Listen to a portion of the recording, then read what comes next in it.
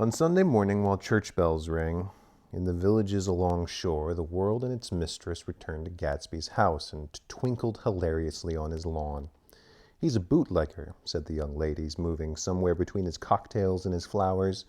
"One time he killed a man who found out that he was a nephew to von Hindenburg and second cousin to the devil. Reach me a rose, honey, and pour me a last drop there, that crystal glass." Once I wrote down on the empty spaces of a timetable the names of those who came to Gatsby's house that summer. It is an old timetable now, disintegrating as it folds, and headed "The schedule in effect July 5th, 1922. But I can still read the gray names, and they will give you a better impression than my generalities of those who accepted Gatsby's hospitality and paid him the subtle tribute of knowing nothing whatever about him. From East Egg, then, came the Chester Beckers, the Leaches, a man named Bunsen, whom I knew at Yale, a Dr. Webster Savett, who was drowned last summer up in Maine, and the Hornbeams and the Willie Voltaires, and a whole clan named Blackbuck, who always gathered in a corner and flipped up their noses like goats at whoever came near. And the Ismays and the Christies, or rather Hubert Orbach and Mr. Christie's wife, and Edgar Beaver, whose hair they say turned cotton white one winter afternoon for no good reason at all. Clarence Endive was from East Egg, as I remember. He came only once in white knickerbockers and had a fight with a bum named Eddie in the garden. From the farther out on the island came the Cheadles and the ORP Schraders, the Stonewall Jackson Abrams of Georgia, and the Fish Guards of the Ripley Snells. Snell was there 3 days before he went to the penitentiary, so drunk out on the gravel drive that Mrs. Ulysses Sweat's automobile ran over his right hand. The Danceys came too, and S.B. Whitebait, who was well over 60, and Maurice A. Flank and the Hammerheads, and Beluga the tobacco importer, and Beluga's girls. From West Egg came the Poles and the Mulreadys, and Cecil Roebuck and Cecil Schoen, and Gulick, the state senator, and Newton Orchid, who controlled films par excellence, and Eckhart and Clyde Cohen and Don S. Schwartz, the son, and Arthur McCarty, all connected with the movies in one way or another. And the Catlips and the Bembergs and G. Earl Muldoon, brother to that Muldoon, who afterward strangled his wife. Da Fontano, the promoter, came there, and Ed Legros and James B. Rotgut Ferret and the DeJongs and Ernest Lilly. They came to gamble when Ferret wandered into the garden. It meant cleaned out and associated traction would have to fluctuate profitable next day. A man named Klipspringer was there so often and so long that it became known as the Border. I doubt if he had any other home. Of theatrical people, there was Gus Ways and Horace O'Donovan and Lester Meyer and George Duckweed and Francis Bull. Also from New York were the Chromes and the Blackisons and the Denekers and the Russell Beatties and the Corrigans and the Kellehers and the Dewars and the Scullys and the S.W. Belchers and the Smirks and the Young Quinns, divorced now, and Henry L. Palmetto, who killed himself by jumping in front of a subway train in Times Square. Benny McClanahan arrived always with 4 girls. They were never quite the same ones in physical person, but they were so identical one with another that it inevitably seemed that it had been there before. I've forgotten their names. Jacqueline, I think, or else Consuela, or Gloria, or Judy, or June, or their last names were either the melodious names of flowers and months or the sterner ones of the great American capitalists whose cousins, if pressed, they would confess themselves to be. In addition to all these, I can remember that Faustina O'Brien came there at least once, and the Baedeker girls and young Brewer, who had his nose shot off in the war, and Mr. Albruxker and Mrs. Haig, his fiancée, and Ardita Fitzpeters and Mr. P. Jewett, once head of the American Legion, and Miss Claudia Hip with a man reputed to be her chauffeur, and a prince or something whom he called Duke, and his name, if I ever knew it, I have forgotten. All these people came to Gatsby's house in the summer. At 9 o'clock one morning late in July, Gatsby's gorgeous car lurched up the rocky drive to my door and gave out a burst of melody from its 3-noted horn. It was the first time he called on me, though I had gone to 2 of his parties. Mounted in his hydroplane and at his urgent invitation made frequent use of his beach, Good morning, old sport. You're having lunch with me today, and I thought we'd ride up together. He was balancing himself on the dashboard of his car with the resourcefulness of movement that is so peculiarly American. That comes, I suppose, with the absence of lifting work or rigid sitting in youth, and even more with the formless grace of a nervous, sporadic games. This quality was continually breaking through his punctilious manner in the shape of restlessness. He was never quite still. There was always a tapping foot somewhere or the impatient opening and closing of a hand. He saw me looking at admiration with his car. It's pretty, isn't it, old sport? He jumped off to give me a better view. Haven't you ever seen one before? I'd seen it. Everybody's seen it. It was a rich cream color, bright nickel swollen here and there with its monstrous length and triumphant hat boxes and supper boxes and toolboxes and terraced with labyrinths of windshields that mirrored a dozen suns. Sitting down behind many layers of glass in a sort of green leather conservatory, we started to town. I had talked with him perhaps a half dozen times in the past month and found to my disappointment that he had little to say. So my first impression that he was a person of some undefined consequence had gradually faded, and he had become simply the proprietor of an elaborate roadhouse next door. And then came the disconcerting ride. We hadn't reached the West Egg Village before Gatsby began leaving his elegant sentences unfinished and slapping himself indecisively on the knee of his caramel-colored suit. "Look here, old sport," he broke out surprisingly. "What's your opinion of me, anyhow?" A little overwhelmed, I began the generalized evasions which that question deserves. "Well, I'm going to tell you something about my life," he interrupted. "I don't want you to get a wrong idea of me from all these stories you hear." So he was aware of the bizarre accusations that flavored conversations in his halls. "I'll tell you God's truth." His right hand suddenly ordered divine retribution to stand by. "I am the son of some wealthy people in the Middle West, all dead now. I was brought up in America but educated at Oxford, because all my ancestors have been educated there for many years. It is a family tradition." He looked at me sideways, and I knew why Jordan Baker had believed he was lying. He heard the phrase "educated at Oxford," or swallowed it or choked on it as though it had bothered him before.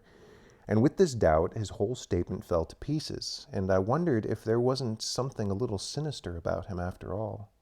"What part of the Middle West?" I inquired casually. "San Francisco." "I see." "My family all died, and I came into a good deal of money." His voice was solemn, as if the memory of that sudden extinction of a clan still haunted him. For a moment I suspected that he was pulling my leg, but a glance at him convinced me otherwise. "After that I lived like a young Rajah on the capitals of Europe, Paris, Venice, Rome, collecting jewels, chiefly rubies, hunting big game, painting a little, things for myself only, and trying to forget something very sad that had happened to me long ago." With an effort I managed to restrain my incredulous laughter. The very phrases were worn so threadbare that they evoked no image except that of a turbaned character leaking sawdust at every pore as he pursued a tiger through the Bois de Boulogne. "Then came the war, old sport. It was a great relief, and I tried very hard to die, but I seemed to bear an enchanted life. I accepted a commission as first lieutenant when it began. In the Argonne Forest, I took 2 machine-gun detachments so far forward that there was a half-mile gap on either side of us where the infantry couldn't advance. We stayed there 2 days and 2 nights, 130 men with 16 Lewis guns. And when the infantry came up, at last, they found the insignia of 3 German divisions among the piles of dead. I was promoted to be a major, and every Allied government gave me a decoration, even Montenegro, a little Montenegro down on Adriatic Sea. Little Montenegro. He lifted up the words and nodded at them with his smile. The smile comprehended Montenegro's troubled history and sympathized with his brave struggles of the Montenegrin people. I appreciated fully the chain of national circumstances which had elicited a tribute from Montenegro's warm little heart. My incredulity was submerged in fascination now. It was like skimming hastily through a dozen magazines.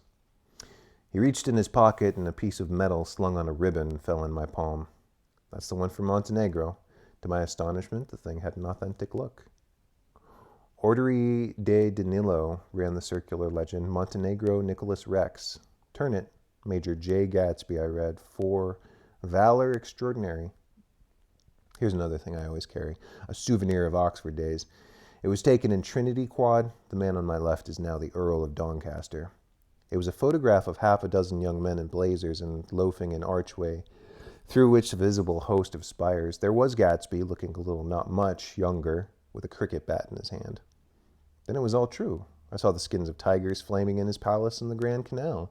I saw him opening a chest of rubies to ease, with their crimson-lighted depths, the gnawings of his broken heart. "I'm going to make a big request of you today," he said, pocketing his souvenirs with satisfaction. "So I thought you ought to know something about me. I didn't want you to think that I was just some nobody. You see, I usually find myself among strangers because I drift here and there trying to forget the sad thing that happened to me." He hesitated. "You'll hear about it this afternoon." "At lunch?" "No, this afternoon. I happen to find out you're taking Miss Baker to tea." "Do you mean you're in love with Miss Baker?" "No, old sport, I'm not. But Miss Baker was kindly consented to speak to you about this matter." I hadn't the faintest idea what this matter was, but I was more annoyed than interested. I hadn't asked Jordan to tea in order to discuss Mr. J. Gatsby.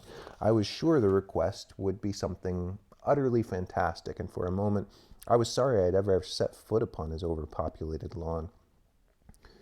He couldn't say another word. His correctness grew on him as we neared the city. We passed Port Roosevelt, where there was a glimpse of red-belted ocean-going ships, and sped along a cobbled slum lined with the dark, undeserted saloons and faded gilt 1900s. Then the Valley of Ashes opened out on both sides of us, and I had a glimpse of Mrs. Wilson straining at the garage pump with panting vitality as we went by. With fenders spread like wings, we scattered light through half Historia. Only half, for as we twisted among the pillars of the elevated, I heard the familiar jug-jug spat of a motorcycle, and a frantic policeman rode alongside.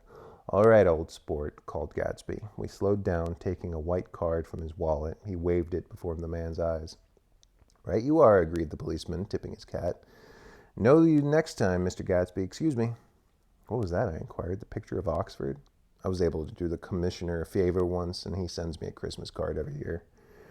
Over the great bridge with the sunlight through the girders, making a constant flicker upon the moving cars, with the city rising up across the river in white heaps and sugar lumps, all built with a wish out of non-olfactory money. The city seen from Queensborough Bridge is always the city seen for the first time, in its first wild promise of all the mystery and all the beauty of the world. A dead man passed us in a hearse heaped with blooms, followed by 2 carriages with drawn blinds, and by more cheerful carriages for friends. The friends looked out at us with the tragic eyes and short upper lips of southeastern Europe, and I was glad that the sight of Gatsby's splendid car was included in their somber holiday. As we crossed Blackwell's Island, a limousine passed us, driven by a white chauffeur, in which sat 3 modish Negroes, 2 buck and a girl. I laughed aloud as the yolks of their eyeballs rolled toward us in haughty rivalry. Anything can happen now that we're slid over this bridge, I thought. Anything at all. Even Gatsby could happen without any particular wonder. Roaring noon, in a well-fanned 42nd Street cellar, I met Gatsby for lunch.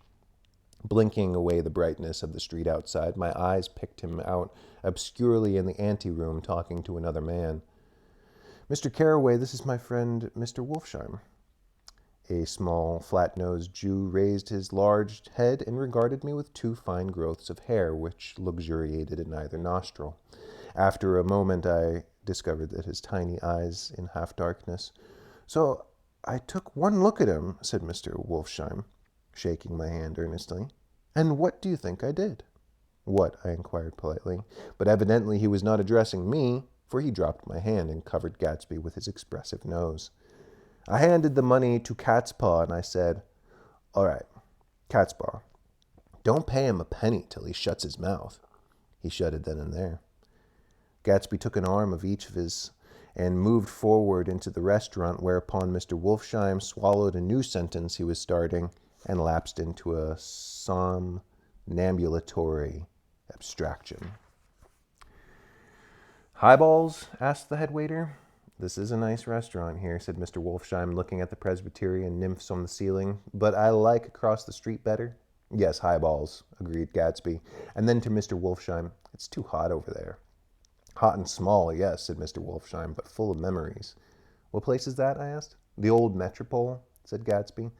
The old Metropole, brooded Mr. Wolfsheim gloomily, filled with faces dead and gone, filled with friends gone and now forever.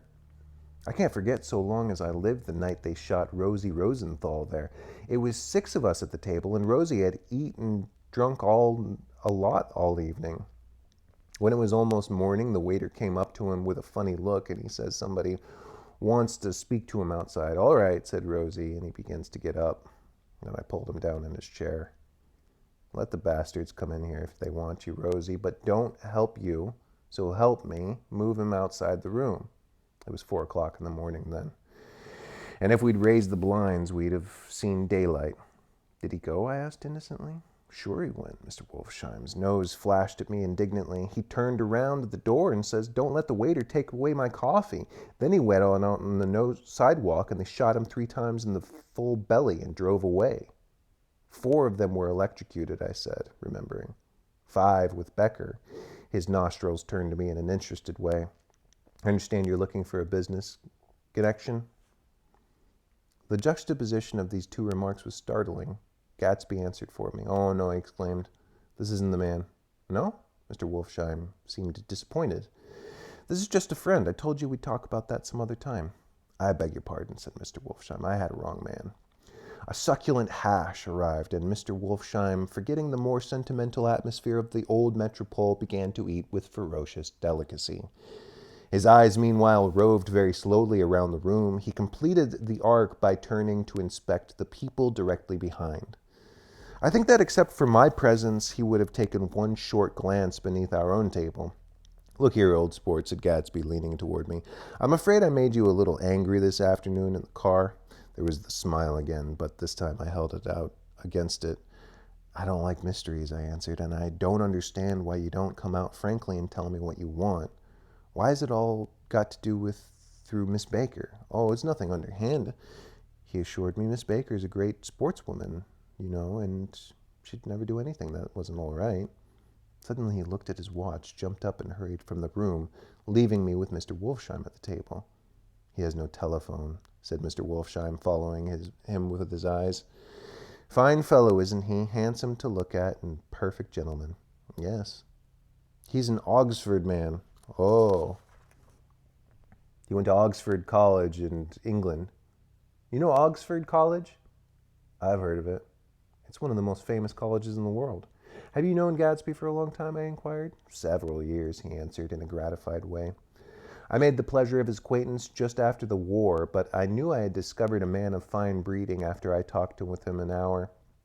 I said to myself, there's the kind of man you'd like to take home and introduce to your mother and sister. He paused. I see you're looking at my cuff buttons. I hadn't been looking at them, but I did now. They were composed of oddly familiar pieces of ivory. Finest specimens of human molars, he informed me. Well, I inspected them. That's a very interesting idea. Yeah, he flipped up his sleeves up onto his coat. Yeah, Gatsby's very careful about women. He would never so much as look at a friend's wife. When the subject of this instinctive trust returned to the table and sat down, Mr. Wolfsheim drank his coffee with a jerk and got to his feet. I have enjoyed my lunch, he said, and I'm going to run off from you 2 young men before I outstay my welcome. Don't hurry, Meyer, said Gatsby without enthusiasm. Mr. Wolfsheim raised his hand in a sort of benediction. You're very polite, but I belong to another generation, he announced solemnly. You sit here and discuss your sports and your young ladies and your... He supplied an imaginary noun with another wave of his hand. As for me, I am 50 years old, and I won't impose myself on you any longer. As he shook hands and turned away, his tragic nose was trembling. I wondered if I had said anything to offend him. He becomes very sentimental sometimes, explained Gatsby. This is one of those sentimental days. He's quite a character around New York.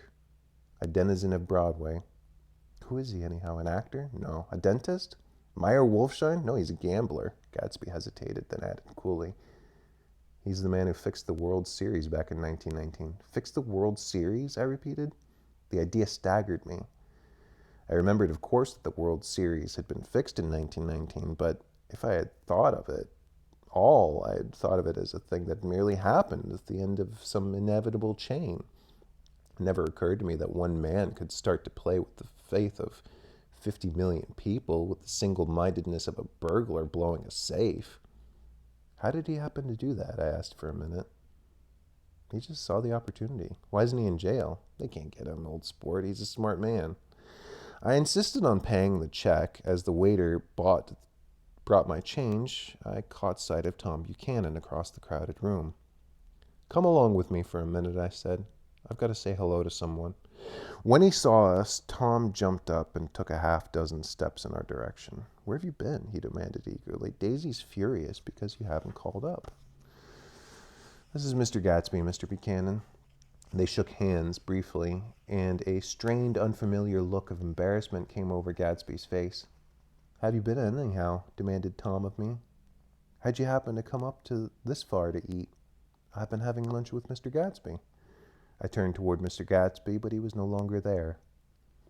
"One October day in 1917, said Jordan Baker this afternoon, sitting up this very straight chair in the tea garden at the Plaza Hotel, "I was walking along from one place to another, half on the sidewalks and half on the lawns. I was happier on the lawns because I had on shoes from England with rubber knobs and the soles that bit into the soft ground. I had on a plaid skirt also that blew a little in the wind, and whenever this happened, the red, white, and blue banners in front of all the houses stretched out stiff and said tut, tut, tut, tut, tut, in a disapproving way. The largest of the banners and the largest of the lawns belonged to Daisy Faye's house. She was 18, 2 years older than me, and by far the most popular of all the young girls in Louisville. She dressed in white and had a little white roadster, and all day long the telephone rang in her house, and excited young officers from Camp Taylor demanded the privilege of monopolizing her that night. Anyways, for an hour.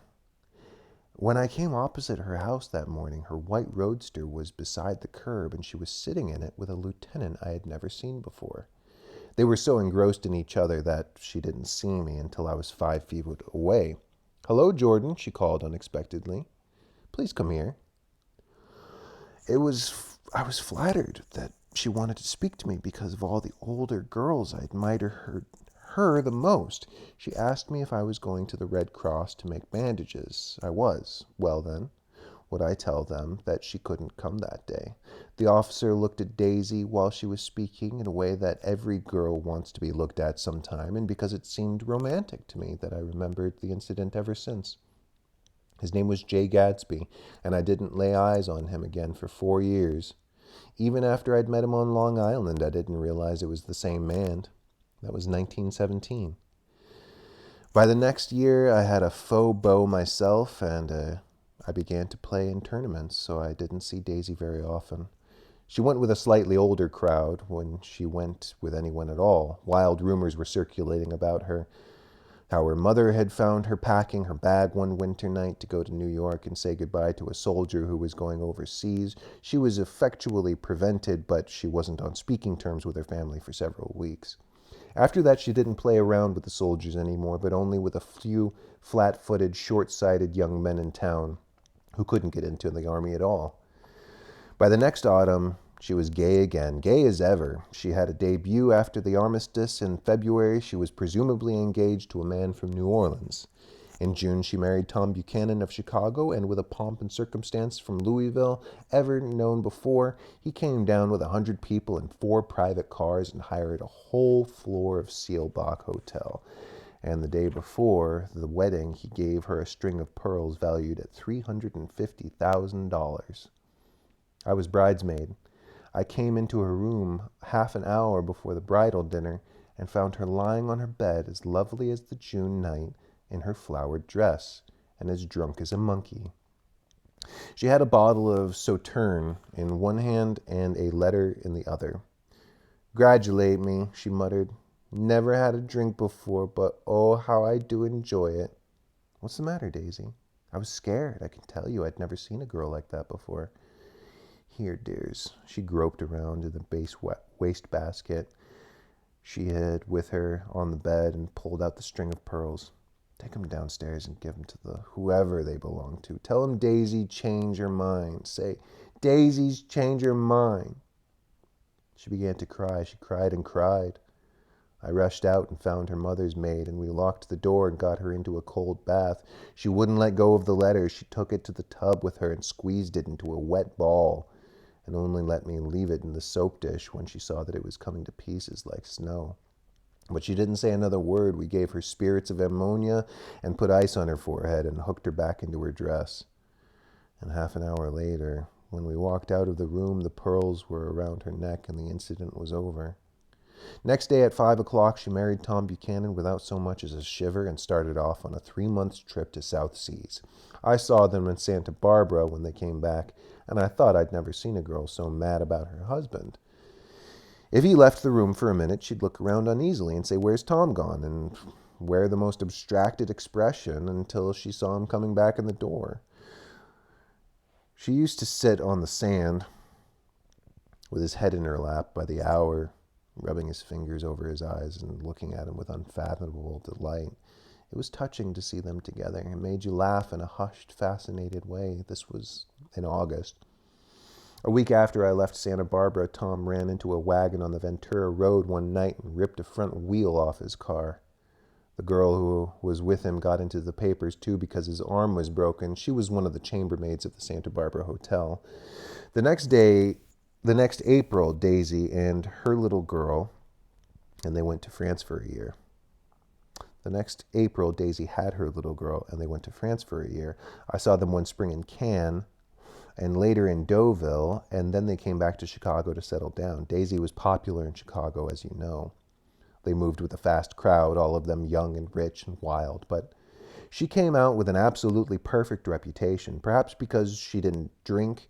It's a great advantage not to drink among hard-drinking people. You can hold your tongue, and moreover, you can time and little irregularity of your own so that everybody else is so blind that they don't see or care. Perhaps Daisy never went in for amour at all. And yet, there's something in that voice of hers. Well, about 6 weeks ago, she heard the name Gatsby for the first time in years.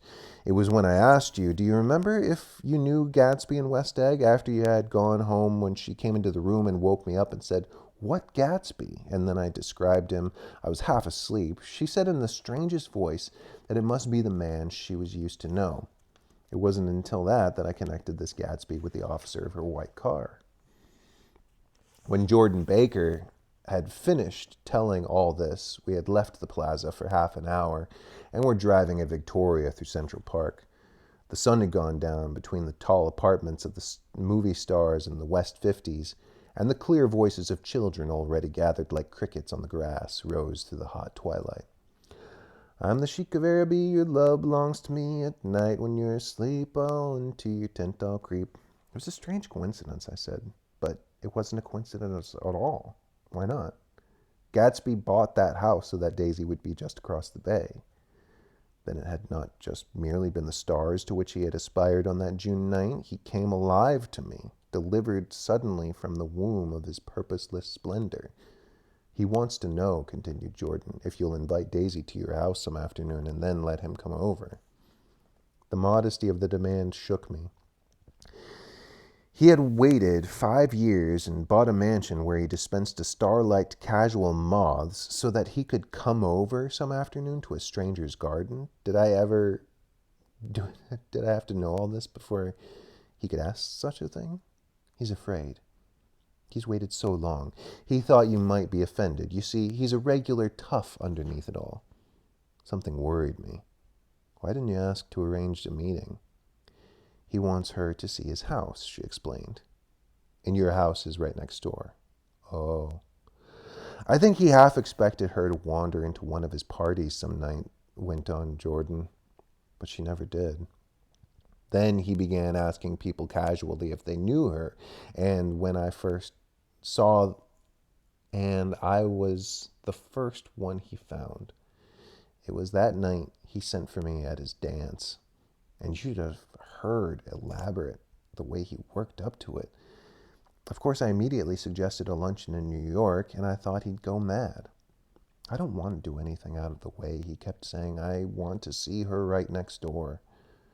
When I said you were in a particular friend of Tom's, he started to abandon the whole idea. He doesn't know very much about Tom, though he's read a Chicago paper for years, and the chance of catching a glimpse of Daisy's name. It was dark now, and as we dipped under the little bridge, I put my arm about Jordan's shoulders and drew her toward me and asked her to dinner. Suddenly I wasn't thinking of Daisy and Gatsby anymore, but of this clean, hard, limited person who dealt in universal skepticism and who leaned back jauntily just within the circle of my arm. A phrase began to beat in my ears with a sort of heady excitement. There are only the pursued, the pursuing, the busy, and the tired. And Daisy thought to have something in her life, murmured Jordan to me. Does she want to see Gatsby? She's not to know about it. Gatsby doesn't want her to know. You're just supposed to invite her to tea. We passed a barrier of dark trees and then the facade of 59th Street. A block of delicate pale light beamed down into the park. Unlike Gatsby and Tom Buchanan, I had no girl whose disembodied face floated from the dark cornices of blinding signs, so I drew up the girl beside me, tightening my arms. Her wan, scornful mouth smiled, so I drew her up again closer, this time to my face.